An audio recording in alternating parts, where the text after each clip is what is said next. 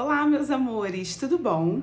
Meu nome é Juliana Gabriel, eu sou médica endocrinologista e esse vídeo vai encerrar o mês da tireoide para falar entre a relação entre a tireoide e o ferro. Vem comigo que eu te explico. Bom, vamos lá, gente. Eu já recebi essa pergunta em lives, eu já recebi essa pergunta em caixinhas de pergunta no Instagram e eu resolvi aprofundar um pouquinho aqui com vocês nesse vídeo da relação entre a tireoide, a função da tireoide e o ferro ou a deficiência de ferro, tá? Então, para começar, na verdade, essa relação, ela tem, na verdade, várias faces ou várias camadas, e eu vou começar a falar um pouquinho de cada uma delas. Mas para resumir e você entender por que você tem que ficar comigo até o final desse vídeo, a gente vai falar em relação a uma, né, interseção de sintomas. Então, existem sintomas parecidos.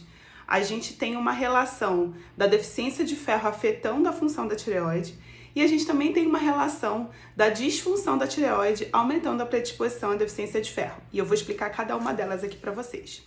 Então eu vou começar dizendo o que me inspirou a trazer esse vídeo para vocês, que é essa relação íntima entre os sintomas de deficiência de ferro e os sintomas de hipotireoidismo. O que acontece, gente?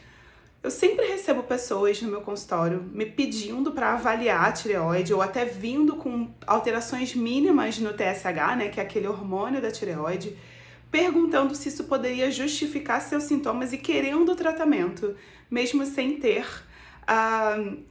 indicação, né? Então, se você não viu o vídeo sobre hipotireoidismo ou os últimos vídeos que a gente fez sobre tireoide, eu até recomendo que você veja para você entender um pouco melhor o que é o hipotireoidismo e como que é o que é o hipotireoidismo subclínico, principalmente, porque é esse que geralmente vem com dúvida, né?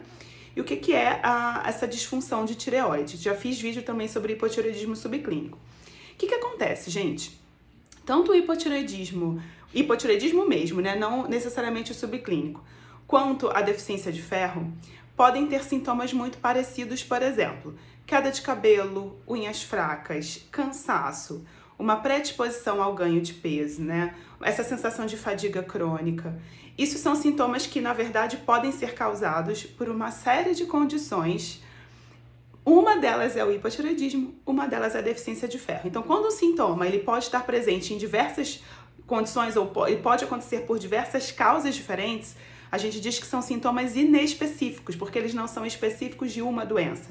Eles são, na verdade, sintomas que podem aparecer em várias doenças. E a queda de cabelo é um exemplo, a unha fraca é um exemplo, cansaço e fadiga é um exemplo, sonolência, ganho de peso, dificuldade de concentração. Isso pode acontecer por uma série de causas. Mas é muito comum acontecer no hipotireoidismo e é muito comum acontecer também na deficiência de ferro.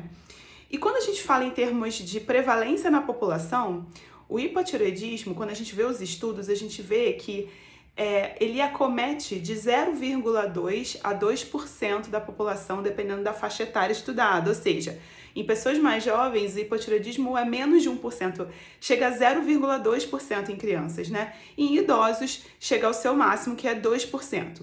2% significa que para cada 100 pessoas, 2 podem ter hipotireoidismo.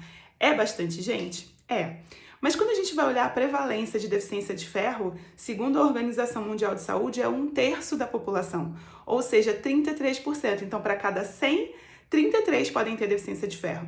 Então, quando chega uma pessoa no meu consultório querendo investigar a tireoide por estar com esses sintomas que podem ser de uma ou de outra, a chance, na verdade, de ser doença de tireoide é menor do que de ser deficiência de ferro. E isso é uma coisa que eu vejo bastante, até porque, né, a principal população que apresenta doença de disfunção de tireoide, que são mulheres, também é a população de maior risco para a deficiência de ferro por conta das perdas crônicas pela menstruação e por conta de outras predisposições em relação ao ferro, né? E aí, a gente já começa a pensar que, assim, muitas pessoas me procuram querendo tratar o hipotireoidismo subclínico por causa desses sintomas. Só que hipotireoidismo subclínico não é hipotireoidismo. Você pode ter ali uma disfunção mínima do TSH que pode estar acontecendo por uma série de fatores. Eu aprofundei um pouco isso no vídeo de hipo subclínico. Quando, na verdade, isso pode ter a ver com deficiência de ferro. A maior chance é essa. Então, se você não tem hipotireoidismo, vale a pena investigar o ferro, ver se não é isso a causa do teu sintoma, tratar isso primeiro, para depois avaliar se é realmente importante tratar o hipotireoidismo subclínico. E na maioria das vezes não é. Na maioria das vezes o hipotireoidismo subclínico ele é transitório, ele melhora e a gente vê que o sintoma não tem a ver com isso. Eu já vi pessoas, inclusive, que trataram sem indicação, não melhoraram da questão da unha, do cabelo e, no fim das contas, se tratava de uma deficiência de ferro. E aí, na verdade, o hipotireoidismo subclínico, ele pode ser uma manifestação inicial do hipotireoidismo, mas ele pode estar acontecendo também por uma série de condições e uma delas é a deficiência nutricional. A gente também já falou sobre isso, mas a gente vai começar a falar da segunda coisa, que é a relação entre a deficiência de ferro e o hipotireoidismo. Então, a falta de alguns nutrientes pode atrapalhar a função da tireoide. O mais conhecido deles é o iodo, também já falamos sobre isso aqui em outros vídeos, e a gente sabe que deficiência de iodo pode fazer a tireoide não funcionar direito, justamente porque os hormônios da tireoide são fabricados a partir do iodo. Mas a gente sabe também que existem outros nutrientes que são importantes para a função da tireoide. Todo mundo fala muito de selênio, a vitamina A, mas o ferro ele é muito importante para a ação da principal enzima da tireoide, né, que é aquele trabalhadorzinho que fabrica o hormônio lá dentro da tireoide, que é a tireoperoxidase. Como ela utiliza oxigênio, né, peróxido de oxigênio, o ferro ele ajuda nesse transporte do oxigênio ali. Além disso, o ferro ele também participa de outras funções dentro da tireoide que eu não vou aprofundar porque o objetivo aqui não é, né, ser nerd, né, gente? Mas enfim, deficiência grave de ferro pode levar a uma disfunção de tireoide por conta de não ter ferro disponível para a ação dessas enzimas, e isso se reverte quando você melhora o status do ferro. Então, eu também já vi acontecer. Vamos botar aqui, por exemplo, um TSH, que é o exame lá que avalia o hipotireoidismo subclínico. O T4 está normal, as custas de um TSH um pouquinho elevado. Vou dar o exemplo. Vamos dizer que o valor de referência é 5 e a pessoa vem com 5,5. Eu vejo isso muito no meu consultório. 5,5 não é doença. 5,5 a gente não tem que tratar. E muitas vezes isso volta para dentro da referência quando a gente corrige a deficiência nutricional, principalmente a deficiência de ferro. Então, a relação entre ferro e tireoide ela pode ir nessa via, né, na via de ida. Mas a gente também tem a via de volta. Então, olha que interessante. Eu descobri recentemente que no hipotireoidismo, existe uma enzima que ajuda na absorção e metabolização do ferro que é dependente do hormônio tireoidiano. Então, pessoas com hipotireoidismo franco, não tratado, podem ter uma baixa do ferro ou uma dificuldade no metabolismo do ferro por conta da ação dessa enzima. Então, olha que lindo, né? Ninguém fala muito da relação entre tireoide e ferro, todo mundo fala muito da relação entre o iodo e o ferro, mas a relação entre tireoide e ferro é muito íntima. Então, o hipotireoidismo pode causar uma predisposição, né, à deficiência ou à alteração no metabolismo do ferro. A deficiência de ferro pode prejudicar a função da tireoide e o sintoma, tanto de um quanto de outro, é muito parecido.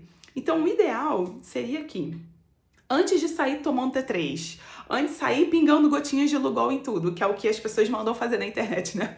O ideal é que a gente se aprofunde, entenda quem é a pessoa, qual é o histórico, né? Vamos falar de chances, então, qual a chance dessa pessoa ter uma deficiência de ferro, né? Quais os fatores de risco? Qual a chance dela ter uma disfunção tireoidiana? Quais os fatores de risco? E a partir de uma avaliação individualizada e aprofundada, a gente traçar a melhor estratégia de tratamento. Então, assim, não é toda queda de cabelo que tem que tomar hormônio de tireoide, tem que tomar T3, né? E muitas vezes a queda de cabelo está sendo causada por deficiência de ferro que as pessoas muitas vezes não estão olhando. E que é bem mais comum, bem mais frequente, como eu falei no começo do vídeo. Então, meus amores, o objetivo desse vídeo não é jamais substituir a avaliação do seu médico, da sua médica, do seu nutri, da sua nutri. O objetivo desse vídeo é trazer informação para que vocês possam entender que não se deve tratar nada a partir de vídeos na internet. Cada ser humano é único, cada pessoa lá está vivendo, tem o seu histórico de saúde, tem o seu histórico familiar, cada pessoa tem o seu estilo de vida, o estilo de alimentação, né? A gente sabe que os principais fatores de risco para a deficiência de ferro não tem a ver com ingesta, né, com alimentação, e sim com problemas de absorção, perdas crônicas ou excesso de utilização, como no caso das crianças, gestantes, né? Então, assim, tem que avaliar cada pessoa individualmente. Tem que ser avaliado o conjunto de informações, então não é só ferro e tireoide, também tem outras, né, que nem eu falei, nutrientes que interferem, existem outras condições que vão interferir, por exemplo, uma síndrome de inflamação intestinal, né, desbiose intestinal, intestino permeável, tanto predispõe a tireoidite de Hashimoto, que leva ao hipotireoidismo, quanto predispõe a uma baixa absorção de ferro, por exemplo. Então a gente sabe que cada pessoa é única. E assim, eu recomendo fortemente que vocês não tomem condutas por conta própria, com base em informações da internet, sem avaliação de um médico. O objetivo aqui é a gente trazer informação justamente para vocês entenderem o quanto que isso é complexo, o quanto cada ser humano é único e que deve ser olhado de forma individualizada, tá bom? Eu espero que esse vídeo tenha contribuído com você, tenha te trazido informações importantes para a sua saúde.